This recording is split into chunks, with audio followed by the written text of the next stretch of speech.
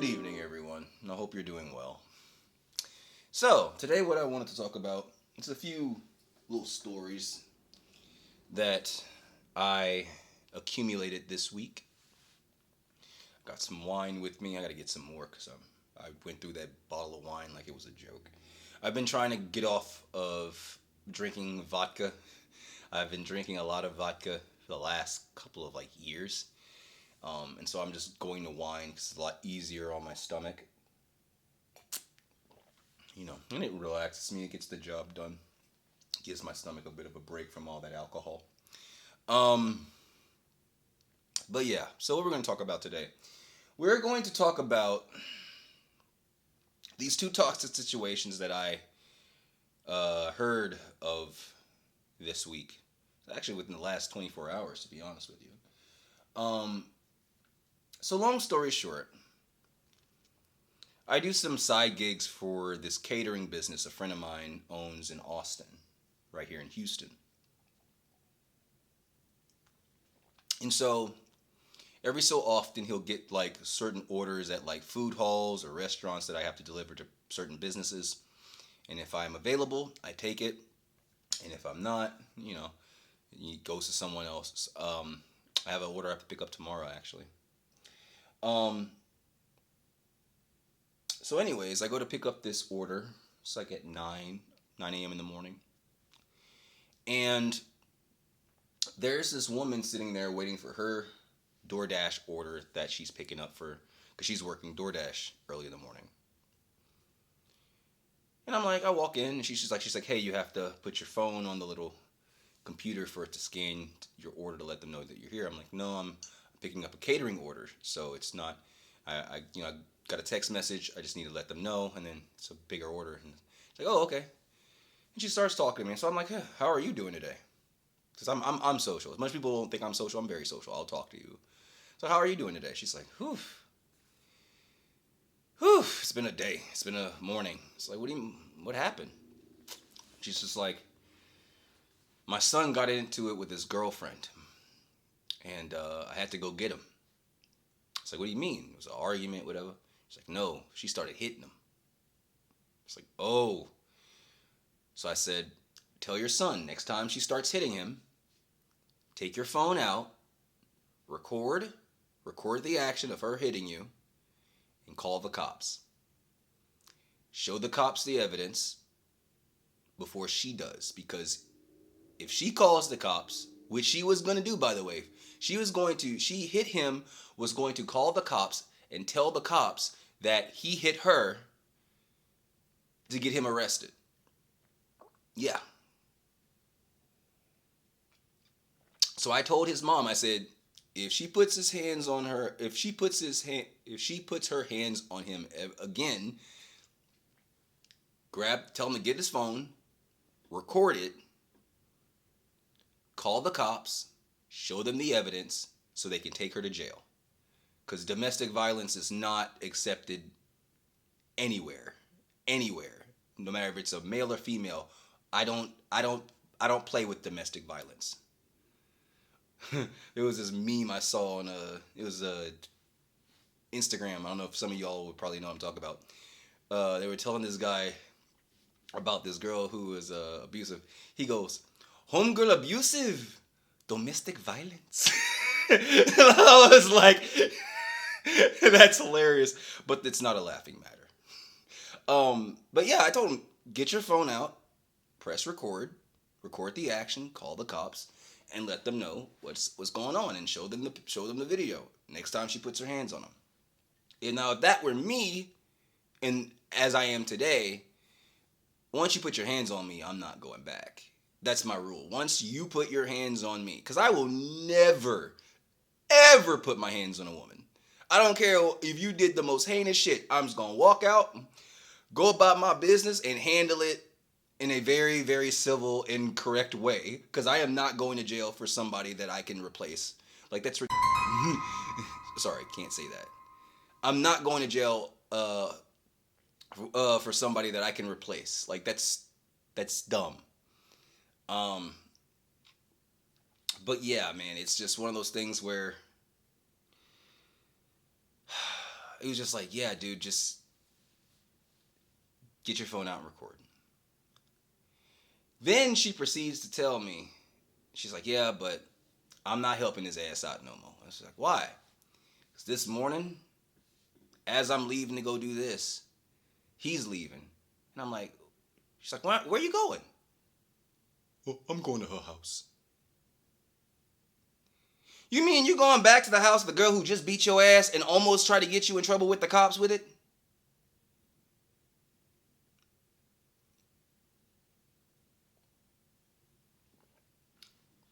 Listen,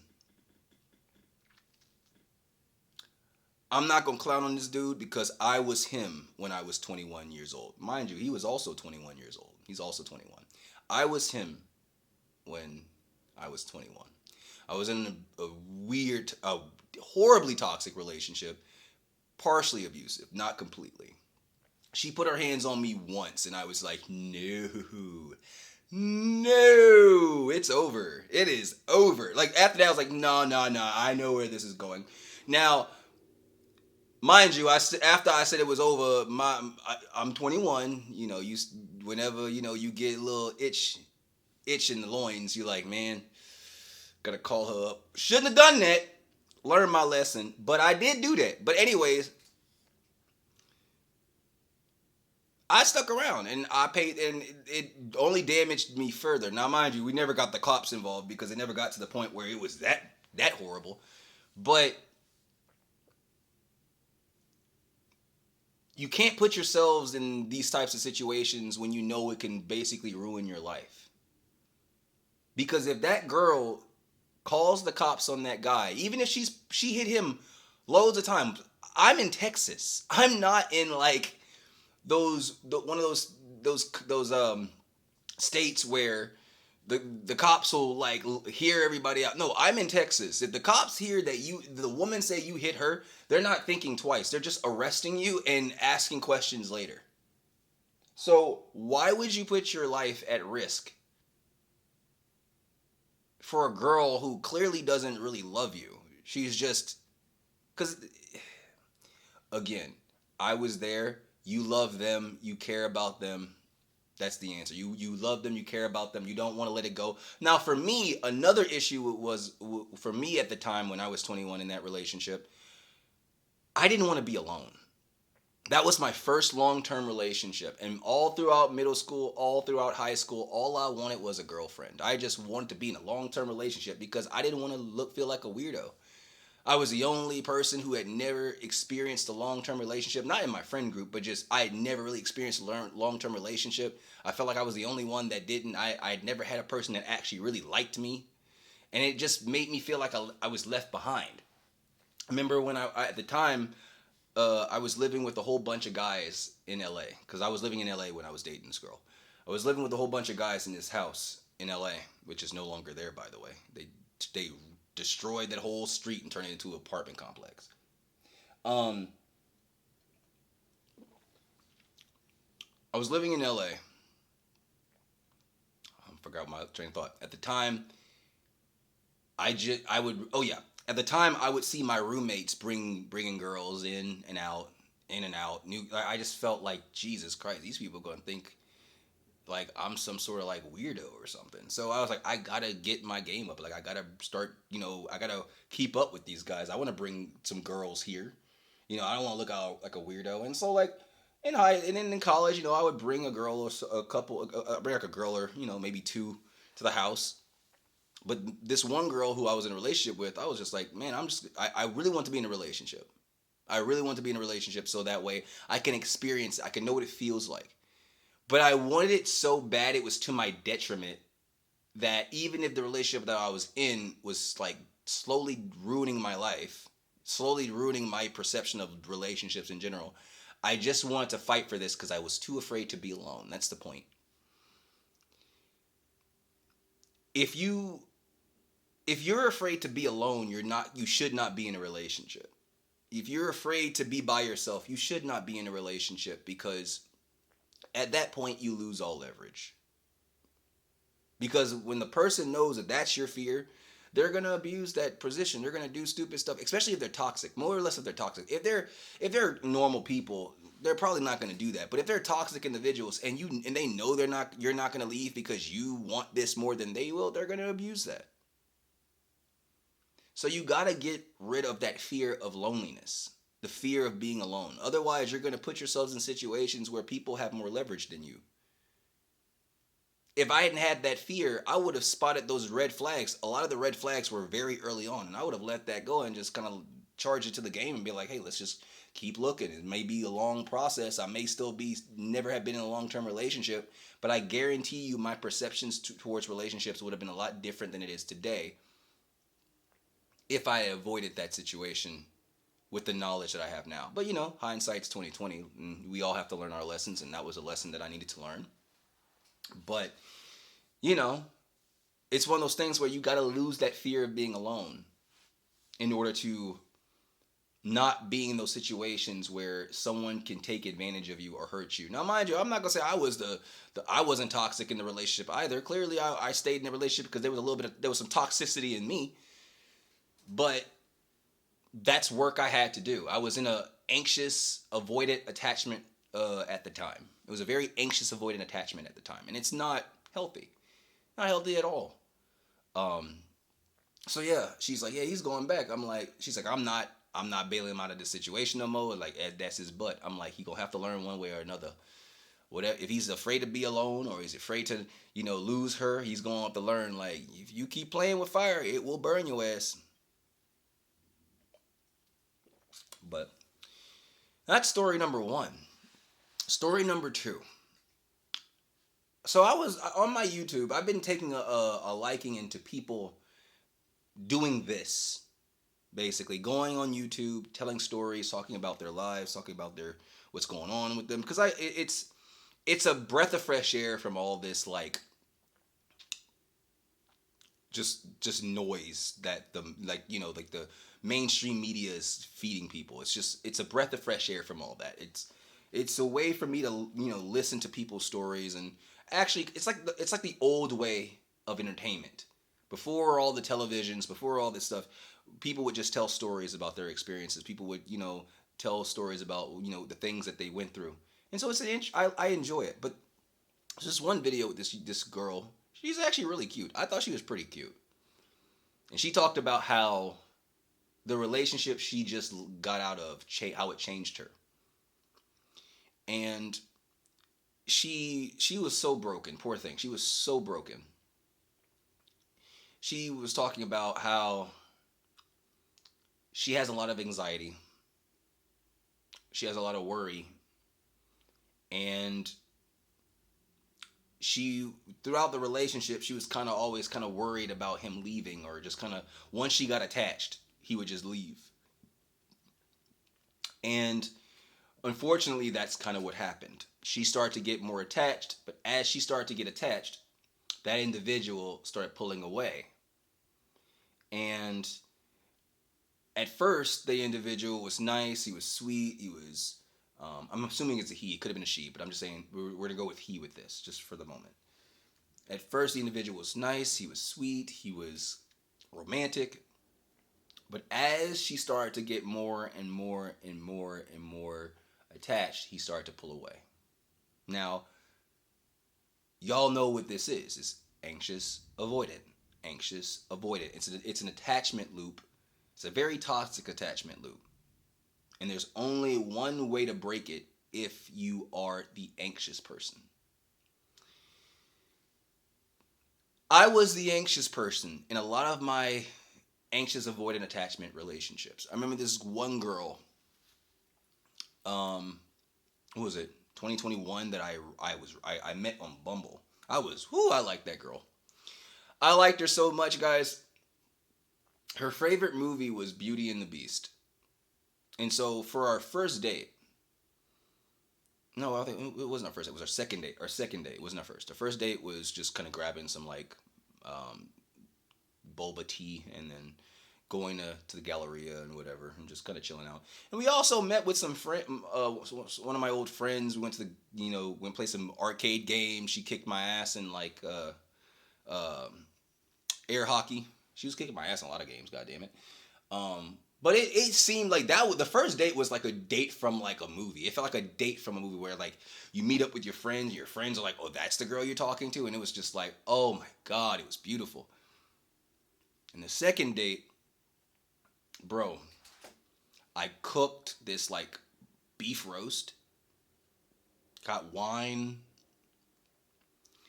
and her favorite Disney movie was Beauty and the Beast. So when she walked in, we had it at my place. I had Beauty and the Beast playing, and I had food cooking.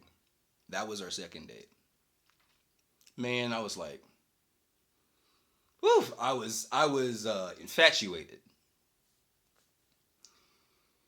Well, it didn't take long for that anxious avoidant attachment cycle to rear its ugly head. So what I didn't understand what was going on in her world is that she wasn't feeling settled in her own situation. So she was moving. She was planning on moving to a whole new another state. And so while doing that, she was slowly detaching from me, and I could feel it, and it was fucking me up. Like I was so sad, bro. Like, whoo! I remember I was just freaking out. Like, did I do something? Now, mind you, I because I thought that we had a connection. I also was very vulnerable with her about my insecurities and where I was. And I learned as a man, you can't do that. Yeah, you can't. No, you can't. No, you can't. Once you let people know, hey, I'm human, and I hurt. Oh, you're weak, and you have no control. You're not in control of your life, and so they dip.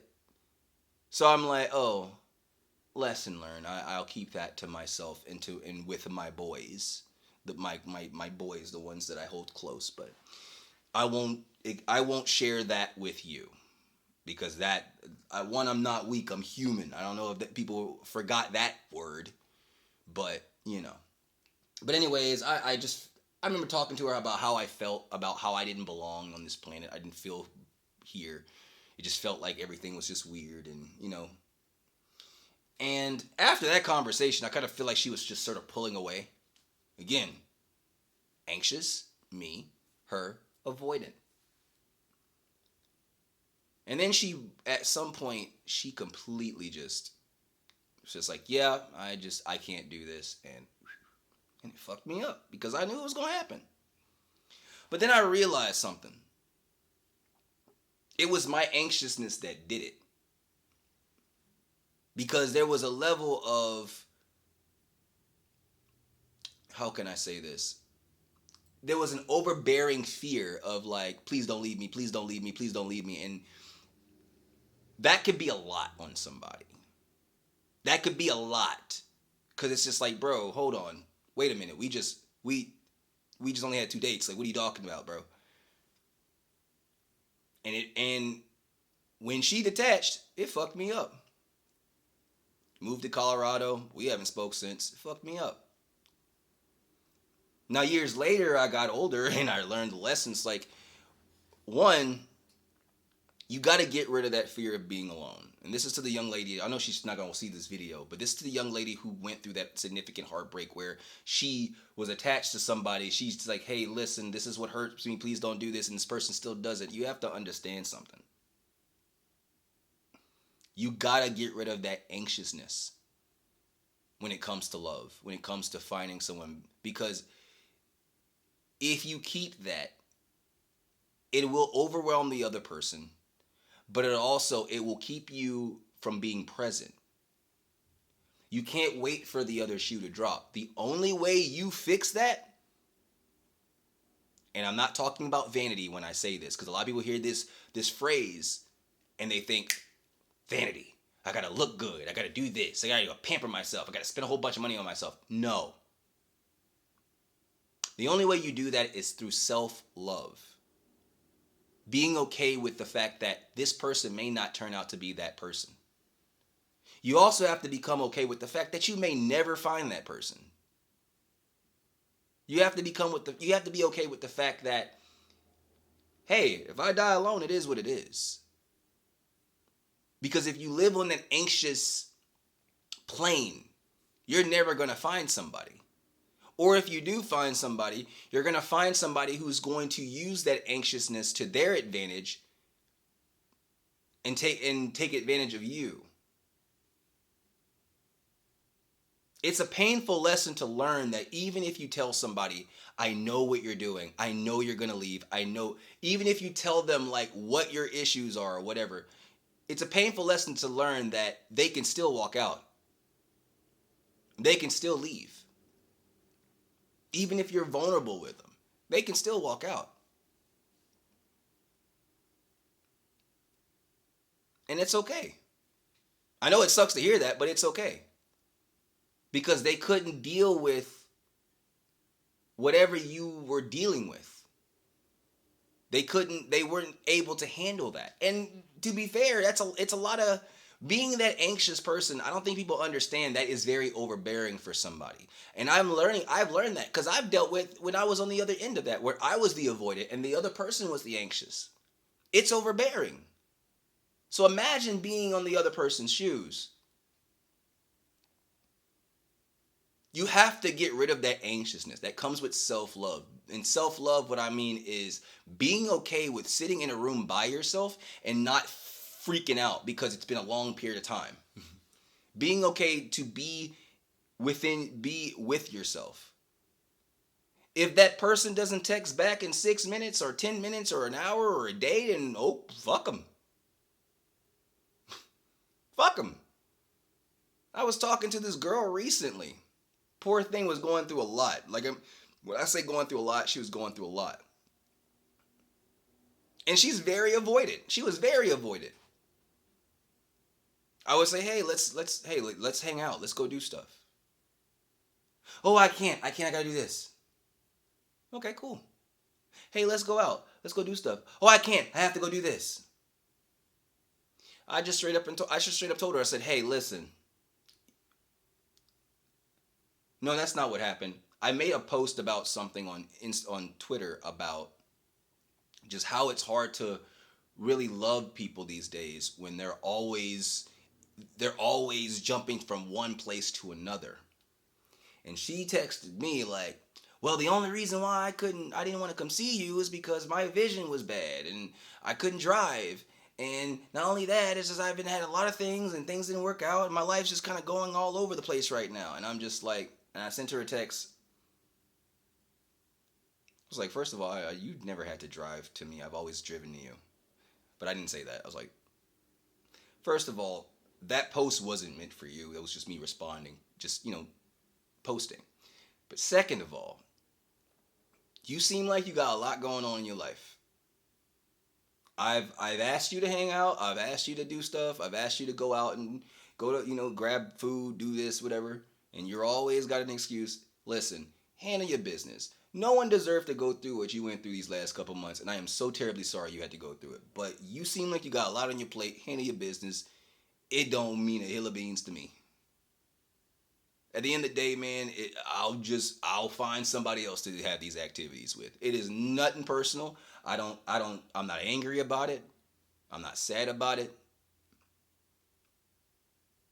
But it's not worth this much hassle. It's not worth that much of a headache.